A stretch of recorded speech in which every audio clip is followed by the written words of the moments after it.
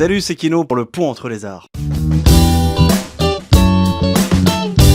Écoute, Kino, là on est à 2 heures de ton spectacle au Spotlight, comment tu te sens? Bah bien, hein, moi je suis très content d'être là. J'étais venu la première fois en décembre pour la soirée du 31, c'était très cool.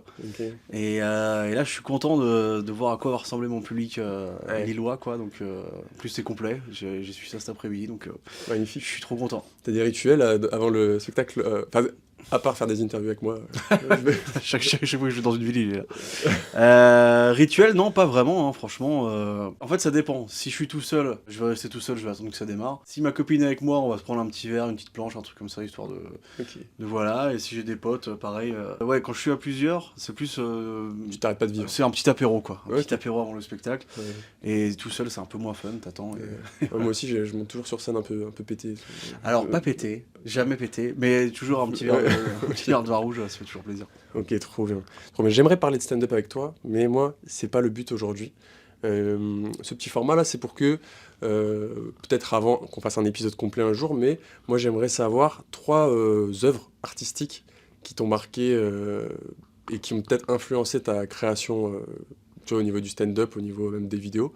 Donc ils sont pas du stand-up. Ouais, qui sont pas du stand-up. Donc D'accord, cinéma, littérature, peinture, tu vois ce que tu veux. De manière globale, ouais, j'ai envie de dire le cinéma déjà, parce que déjà Kino en allemand ça veut dire cinéma. Ok. Voilà, je l'ai su après avoir pris le pseudo, donc mais bon, voilà. J'ai un spectacle où il y a beaucoup de bandes sonores, c'est l'espèce de petite scénette un peu cinématographique justement, où justement je peux exprimer plus mon côté un peu comédien, montrer d'autres palettes de personnages. Donc le cinéma, évidemment, je pense que ça a été une grosse influence. Ce qui me vient en tête directement, c'est Eternal Sunshine of the Spotless Mind, de Michel Gondry avec Jim Carrey et Kate Winslet. C'était une grosse claque. Voilà, j'ai trouvé le scénario, l'image, la photographie, le jeu d'acteur incroyable. Jim Carrey, c'est quand c'était encore le vrai. Ouais. Parce qu'on sait tous qu'il est mort et qu'il a été cloné. Donc, t'es dans cette théorie là, toi? Pas du tout. Pas du tout. J'ai trouvé ça tellement grave. C'est horrible. Le gars il vient à Paris, il se déplace et tout. C'est le faux. Bah non en fait.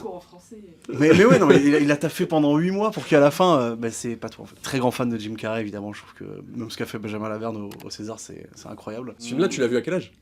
Oh, j'étais ado. Hein. Je devais avoir peut-être 16-17 quoi. Fin d'adolescence. Mais souvent, les films qu'on me cite, c'est vers cet âge-là. Je sais pas. Ouais, mais parce que c'est une période aussi où tu es toujours un peu en train de te chercher, donc forcément, il y a des œuvres qui vont te raccrocher un peu à cette période de ta vie où tu vas te dire, des thématiques un peu simples, hein, genre l'amour, les trucs comme ça, tu vas te dire, putain, mais je comprends tellement sa souffrance, alors que, voilà, tu t'es séparé de Kim Burley il y a 6 mois, quoi. Mais c'est des œuvres, en tout cas, le cinéma a toujours été très important pour moi, donc ça en a fait partie, cette œuvre-là, beaucoup. Ouais. C'est quoi le dernier film que t'as vu, là? C'est le dernier film avec Brendan Fraser, c'est Rental Family. Ok, j'ai pas vu ça. C'est un acteur américain en perte de vitesse, donc incarné par Brendan Fraser, que je trouve incroyable à son retour, il est fou, qui découvre qu'en fait au Japon, on peut louer des acteurs pour jouer sa famille ou son conjoint. Ah mais oui, j'ai vu ça. Ouais, pour aider en fait, parce qu'eux, ils n'ont pas forcément une ouverture d'esprit comme on l'a ici, sur des sujets où nous on est assez libre. Et donc, j'ai adoré, quoi. Très très beau et tout. Et Fraser, il fait pleurer, il est trop fort. Donc ouais, Rental Family, que je conseille vraiment fortement. Ok. Qu'est-ce que j'ai d'autre? Si, j'ai Babylone, je sais pas si vous l'avez vu. Si, j'ai vu. J'ai trouvé incroyable. Ouais. Tout le monde n'a pas aimé parce que 3 heures, c'est trop long. Après ça part dans tous les sens. Je trouve pas tant, hein, franchement. Ouais, en fait j'ai trouvé ça... c'était vraiment sur un voyage, en plus sur une période de transition du cinéma qui est incroyable, parce que ça raconte aussi le passage du cinéma muet au cinéma parlant, quoi. Donc tous les acteurs muets qui comptaient que sur leur physique se font remplacer par des acteurs qui ont le physique et la voix, donc la transition est vraiment hyper impressionnante, et la fin m'a mis KO, quoi, avec tout le résumé là, du cinéma et tout. Est-ce que t'as pleuré devant la fin? Il y a beaucoup de gens qui ont pleuré. Alors c'est très rare que je pleure devant un film. Je crois que la seule fois où c'est arrivé c'était Titanic. Mais non, ça m'a mis une claque, ça m'a vraiment marqué, quoi. Donc je dirais ça. Ah ouais, je sais, tu veux que je sois repris par Reggie Le Gorilla en fait. C'est ça le plan en fait. Alors non, Babylone, c'est nul. C'est que Coralie, elle l'a croisé tout à l'heure en plus. Ah mais il habite là lui? Oui, il habite ici, ouais. Mais je l'ai croisé à côté du ciné, donc je pense qu'il allait... Si je monte assez vite, l'épisode il sort à 20h30 et je il va me démonter. Non, Babylone c'est nul. C'est de la merde.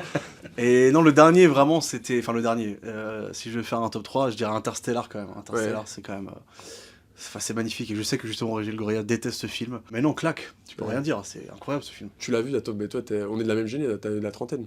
Ouais, c'est ça. Ok, donc toi, t'as été 18 ans, quoi. Ouais, quand un tu truc sors, comme ça, je pense, ouais. Ouais, donc, tu te rappelles quand tu l'as vu et tout la première fois? Bah, c'était au ciné, hein. J'ai eu la chance de le voir au ciné, et j'étais. Enfin, c'était fou, quoi. Ouais. Tu prends une claque, t'es en mode genre, mais. Et quand tu crois que ça redescend un peu, t'es en mode genre, ok, c'est bon. Ça repart, ça s'arrête pas, Ouais. c'est incroyable. Franchement, c'est incroyable. Et ça a influencé un peu ta manière d'écrire le spectacle Bah, ce écoute, truc-là Ou tu vois, t'as pas l'impression que... Mais non, justement, j'avais jamais fait le lien, mais je termine le spectacle par une bande-son sur un astronaute. Ok. Donc, il y a peut-être eu une influence à ce niveau-là, en effet. Mais là, parce que du coup, ton spectacle, là, ça fait un moment que tu le joues. Alors là, c'est un nouveau. Ok. L'ancien s'appelait Bon à rien mais prêt à tout, et celui-là c'est Panic Attack. Ouais. Et donc là je dirais que ça fait quoi? Ça fait 2 mois, ouais. 2 mois, c'est une. Et est-ce que c'est un spectacle que tu t'interdis pas de faire évoluer en fonction des trucs que tu vois? Parce que peut-être, je me dis, comme tu vas encore au cinéma souvent, Ouais. est-ce que peut-être des fois, aller au cinéma, ça te déclenche un truc de ah, ça me donne une idée? Alors ça, oui, ça peut me donner des idées sur des scènes ou des trucs où je trouve ça marrant, mais ce serait pas forcément orienté stand-up, plus il y a des fois des films où tu fais c'est dommage que je sois pas allé par là, mais c'est plus pour des idées de court-métrage que je vais noter sur l'application Note vite fait, Ouais. tu vois, mais sur le spectacle non, le ciné ça va être la partie bande son, quoi. Donc c'est-à-dire que tout ce qui va être inspiré, tout ce que je peux caricaturer, par exemple les comédies américaines un peu romantiques, des trucs comme ça, donc à ce niveau-là, ouais, c'est une inspiration. Mais je vais pas au ciné en me disant ah ça je pourrais le mettre dans le spectacle ou mettre un truc Oui, comme bien ça. sûr, bien sûr. Tu sais, il y a une bande-son importante dans le spectacle? Ouais, elles le sont toutes. Ok. Elles le sont toutes. Il y en a une qui me tient forcément à cœur, justement, c'est sur une parodie des émissions de paranormal, où je fais un doublage, en gros je fais ouais, c'est un gars, ouais, et dans la bande-son ça fait je me souviens que j'étais dans la forêt. Ok. Donc c'est pas vraiment ciné, c'est plus inspiré Oui, tu sais, je des vois, émissions cheap d'émissions de fantômes et tout. Mais oui, il y a forcément de l'inspiration. Ok. Il y a un peu d'autres arts aussi, tu sais, je sais pas, tu lis un peu la peinture? Ça m'arrive de lire, ouais, mais c'est pas une passion, je suis pas assez assidu pour dire que c'est une passion. Je passe toujours un bon moment, mais c'est pas. Ouais. Non, je dirais. T'as pas lu la Bible du stand-upper?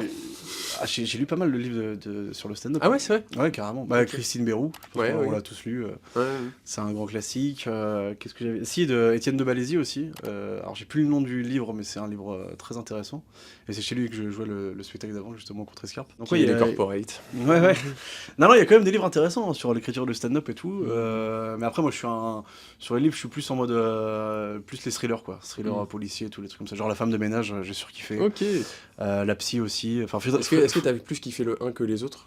j'ai lu que le 1 parce qu'en Ah fait, oui, ok. j'ai vu que le 2 et le 3 se faisaient un peu démonter. Je me suis dit, Ouais. je vais rester sur une bonne note. Ouais, tu rates rien, je crois. Ouais, je crois que. Ouais. Mais j'ai lu la psy et la prof. Ok. Donc je crois que Frida McFadden avec Bernard Werber, c'est les auteurs que j'ai le plus lus. Mais ouais, comme je te dis, c'est pas une passion. Non, je pense que la deuxième passion serait plus la musique, quoi. Plus orientée musique. Je veux beaucoup voir des concerts. J'avais un groupe quand j'étais au lycée, quand j'étais à la fac aussi. Et ça fait. Ouais, je fais de la C'est batterie. quoi ton album of all time? Je pense que c'est Stadium Arcadium des Red Hot Chili Peppers. Ok. Je trouve que c'est quand même assez incroyable, quoi. En plus, c'est un truc de titres et tout. Je sais plus combien il y a de morceaux, mais c'est très conséquent. Et il y a vraiment, je trouve, des titres qui sont hallucinants. Je dirais celui-là et un autre album. Je dirais Ciao Kombucha de Marcel Mullet. Qui est une claque. Un pot en feu, je bats mes œufs, on boit du ciao kombucha. Cousin, cousine dans la cuisine, on boit du ciao kombucha. Et non, les Red Hot, en fait, je suis très rock alternatif, années 90 et tout. Je suis resté un peu bloqué là-dedans. Bah, t'as le droit, hein. Oui, Franchement. je crois que j'ai le droit. Et j'ai fait de la batterie pendant une quinzaine d'années aussi. Donc, alors c'est vrai que la batterie, en revanche, sur la rythmique du spectacle, ça m'a beaucoup aidé. Ah ouais? Ouais, beaucoup. Ouais. D'avoir cette espèce de tempo quand même sur les vannes, une espèce de musicalité aussi. Et même sur la création de bande sonore aussi, ça permet d'avoir un truc rythmé aussi. Enfin, j'aime bien quand c'est.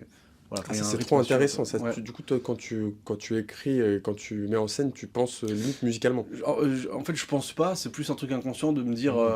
Par exemple, quand je construis une bande sonore, t'as la partie et tout machin, et forcément, c'est à moi de calculer un peu le rire que je pense qu'il va y avoir, et en fonction de ce rire-là, de placer la prochaine voix qui est dans la bande sonore, tu vois. Donc c'est. Ouais, c'est assez rythmé, ouais, je pense que ça m'a servi en tout cas. Ok, donc tu dois quand même toucher en batterie pour que ce soit devenu carrément inconscient. Alors j'ai un niveau correct, mais c'est surtout en fait une espèce de.